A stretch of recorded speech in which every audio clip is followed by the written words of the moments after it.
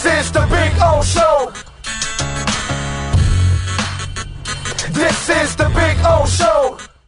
All righty, there he is. Sunny here today. Huh? It's What's sunny that? here today. Yeah, I can see. I can see. I actually need that kind of lighting so I can hide the bags under my eyes. That's actually the perfect lighting to hide my bags. You know what? I was actually, when you come to hotel rooms now, I always play around because at home I have the lighting set up. I have the background TVs. So there's always two things I look for. Number one, can I get the best possible lighting? I got a bar above the window here, a little bit of a problem. Number two, what did I leave in the background? Because I don't want the chat board to start to say, hey, Ira, we don't need to see your underwear. So I got to be a little bit careful. So this is perfect. It's almost perfectly backlit, so I'm good. Yeah, it's all dark. You can't see anything back there. Exactly. And by the way, you promised me strippers. Where are the strippers? Come on. That's why it's dark. That's why it's dark in the background. And I have the black curtain. Come on. Oh, haven't you ever gone on the road?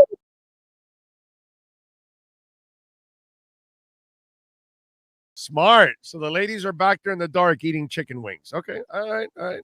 Eating spicy, very spicy. Yeah, I love it. All right, Ira, we get ready for the Hawks tonight. Is there going to be any tweaking with the roster today? Do we know of anybody that may not play today, or is it a full go? So we'll get Lowry and the boys to entertain. No one is playing tonight. I got to tell you a funny story, Big O. So yesterday was a crazy day. You know, we're sort of light on staff at the Sun Sentinel, but we insist on still covering everything we can. So I go down to practice, have my book a late flight to Atlanta. It's a single stop, easy flight to get to, as you know. And I'm sitting there when all of a sudden we get this text just to let you know most of the regulars won't be traveling. And I'm like, oh, crap. Can I cancel the hotel? No, I'll go up there. I'll talk to some other guys. I'll get some stuff. So they say Bam's not going and Jimmy's not going and Kyle's not going. Even Yomar Yurtseven isn't going. Okay, that's fine. There'll be a shoot around. I'll come up to Atlanta. I'll talk to Eric Spoelstra a little, some of the other guys. Literally, as they're closing the door on my flight, I get a text from Tim Donovan. By the way, no shoot around tomorrow in Atlanta either. So all of a sudden, I'm scrambling now. I'm getting Gabe Vincent on the phone, getting some other guys. Tonight will be the night I think the Heat can resolve some little things or not resolve them. Gabe Vincent's available. He missed 2 games this preseason. You and I have talked about this, and you know my history with the Heat. I've always said, why don't you have a backup point guard? Right. They've always basically said, shut up, Ira. So basically, we have to see, can Gabe Vincent handle NBA minutes against key players? The Hawks, Trae Young is playing. Their regular guys are a go. I think this will be a good test for that. We'll see a little bit more of Max Strus. Oh, I think you would agree that he looks like a rotation player. And I don't think you would have said that last season or even before the summer. So that's another thing we're going to be looking at again today. And then just the young guys. Look, a lot of these guys will be headed to Sioux Falls by the weekend. But as I wrote, or actually it's a story I'm about to post at sunsentinel.com, this team has a history of, if you go to the G League and you make something out of yourself, we won't forget you. Tyler Johnson was cut by the Miami Heat in October 2014. He went to Sioux Falls. He was brought back that January by the Heat. All of a sudden, the guy had a $50 million plus NBA career in the league as recently as last season. So that's what those guys are looking for. So we'll see some hungry Heat tonight. I am thinking we'll see the dress rehearsal, Big O, tomorrow, ESPN2, 6:30 p.m., FTX Arena. But there's 2 factors in play. Jimmy and Omar have colds. You know what? At this point, you don't want to get anyone else a cold. I know we all should have gotten our flu shots by now, but that's a factor. Oh, I'm going to give you part 2, and I'm going to make you a general manager and a coach. So first, congratulations. Thank you. Number 2, the Boston Celtics are without Jaylen Brown, who tested positive for COVID and is away for a week. The Boston Celtics are without Al Horford, who tested positive and is in isolation. Let me ask you something. In these most unusual times, you're Pat Riley, Andy Ellisberg, Eric Spoelstra rolled into one. That's why you're the Big O. Would you play your players against a team with a couple of COVID infections? You know how the times are. Or Hells to the no. Right. No. Or do you give me some sort of excuse and say, no, it's not about the Celtics and their infections. Right. It's just about our guys. But, it's weird, isn't it? That's who thought as a coach you would ever have to sit there and think about the other team's health? That's how different these times are right now. If I'm Eric Spoelstra, I might tell my guys tomorrow, stay home. And I'm going to take you back a little bit to last season. The Boston Celtics come to town. Avery Bradley, former Celtic, was with the Heat at the time, went out to dinner with Jason Tatum. Jason Tatum, if you remember, 2-3 days later, came down with a terrible case of COVID. He said it even impacted him the rest of the season with his breathing. All of a sudden, Avery Bradley's lost with COVID. They go to Washington. All of a sudden, Jimmy Butler's lost with COVID. Then they go from Washington. Remember that game in Philadelphia? They were supposed to play in Boston. The game is postponed because neither the Celtics nor the Heat have enough players. They go to Philadelphia. The Heat barely have 8 players because everyone is COVIDed out and sent home. It's really interesting now. It's like, I know you can't distance yourself from a player if he's on the court, and especially when the games count. But you know what, Big O? Friday's game doesn't count. And what counts starts next Thursday against the Bucks. These are very, very unusual times. Yeah, no, I'm with you there. And listen, in the end, we're all doing this.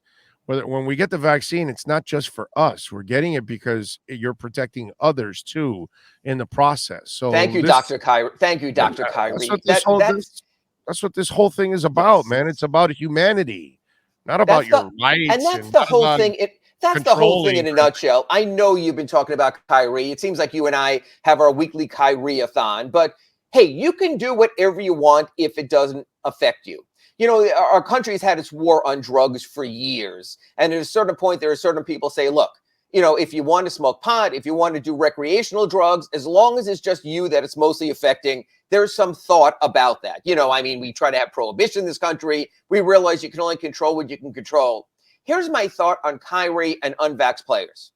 I am sure that LeBron James, if he wants, can get a Lamborghini.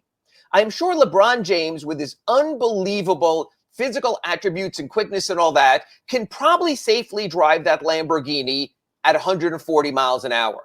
What I'm not sure about is LeBron James driving it 140 miles an hour and my safety being on the same road with him that's not the Autobahn. So he doesn't drive 140. We don't let him because you're impacting others. To me, that's the same thing as Kyrie. I don't understand it.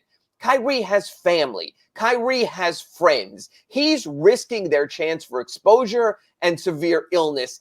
It's just very odd. I can understand you're going to plant your flag on something. We are not playing in the bubble until this Black Lives Matter thing is resolved after what happened to George Floyd.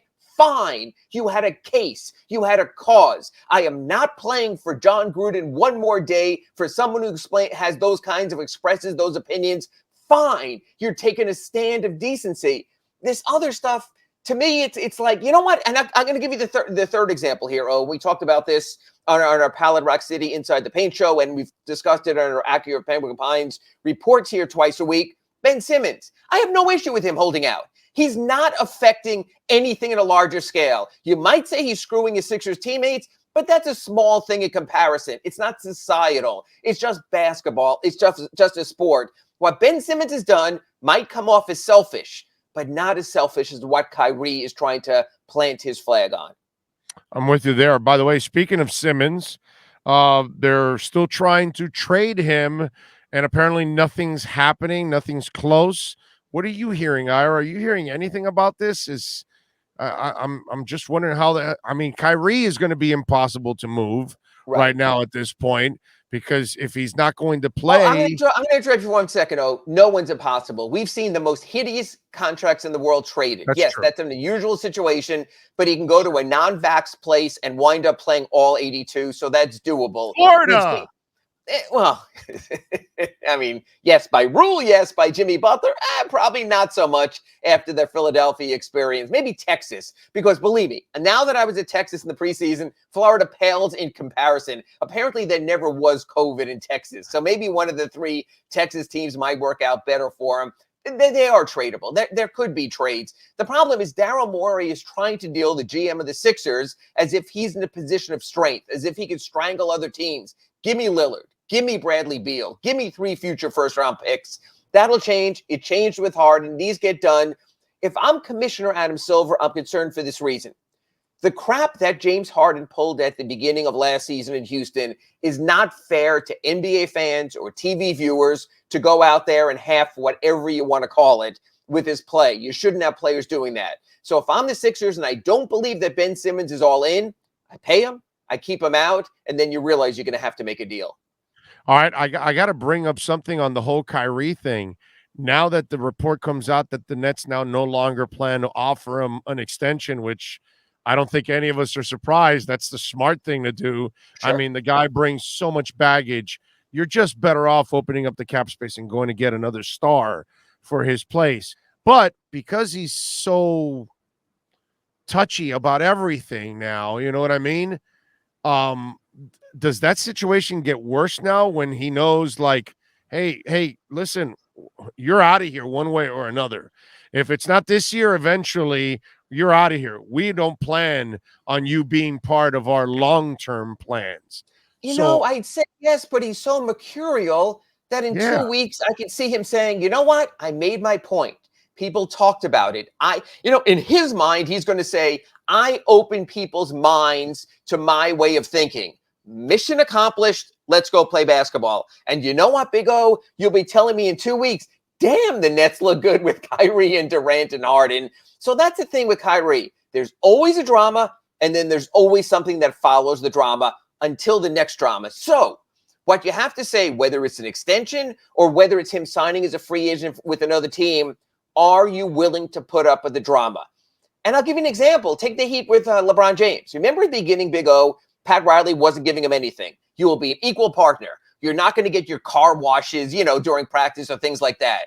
Then all of a sudden, LeBron's people started traveling on the team plane. And all of a sudden, they showed up in the locker room. And they were allowed a lot more because you make those concessions. And then Dan Gilbert gave him all the concessions to come back. So you know what? The persnickety NBA star ultimately gets what they want because talent trumps all of that. So I think Kyrie will be with the Nets in some form. And I guarantee you, no matter what happens with all of this, Kyrie will claim some sort of victory. yeah. Well, in his mind, yeah, I'm sure. I mean, the earth is flat, right? I mean, no matter what, it is flat.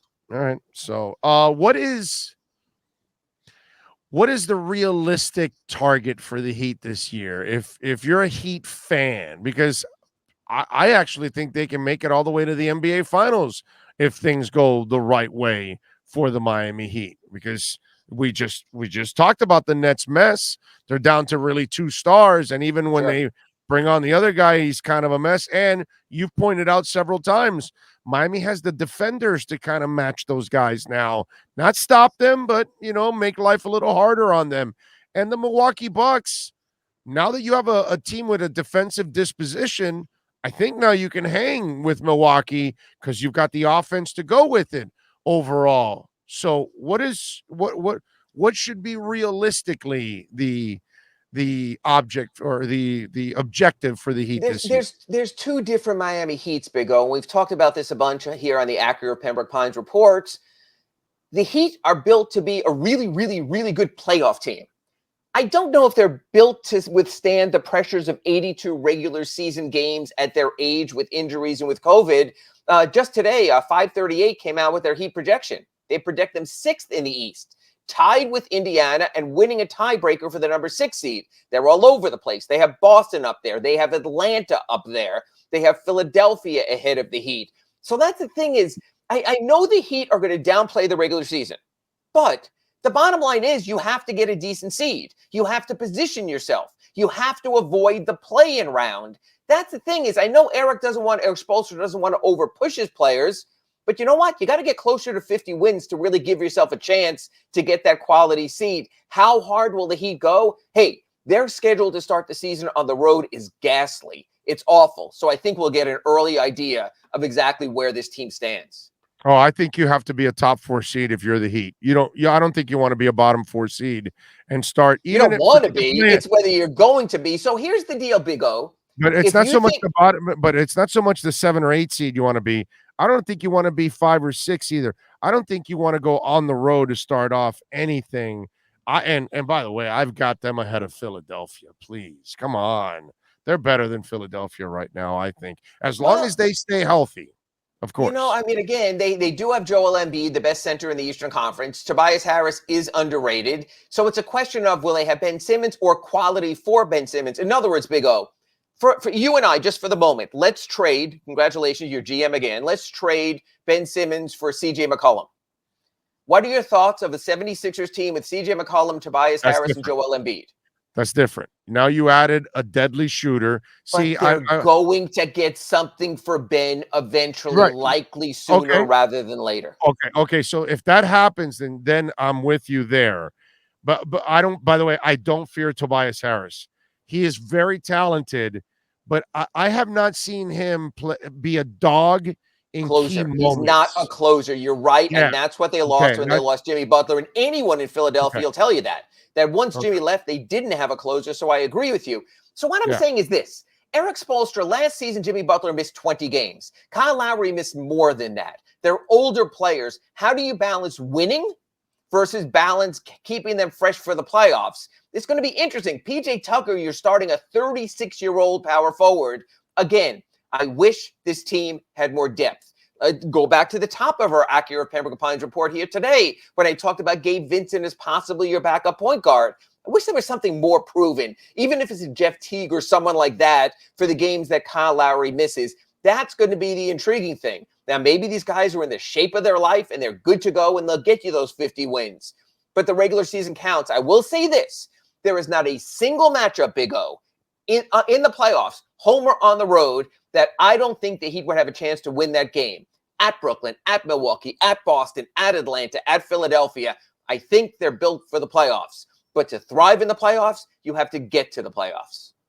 No, I'm with you there. No doubt about it. Follow him on Twitter at Ira Heatbeat. Of course, you can catch him a couple times a week here with the Acura Pembroke Pines Miami Heat Report. And, of course, you can also catch him on Wednesdays at 9 a.m. with Clay Ferraro and the Pallet Rack City Inside the Paint Show, 9 to 10 a.m. One hardcore hour of basketball. Looking forward to it every single week. Excellent show for Heat fans out there.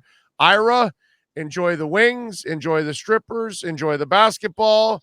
Safe travels, my friend. We will talk to you next week. And I will talk to Gus's Fried Chicken in the next half hour or so. Thank you, Big O. You got it. There you go. Ira Winderman, baby, out in Atlanters.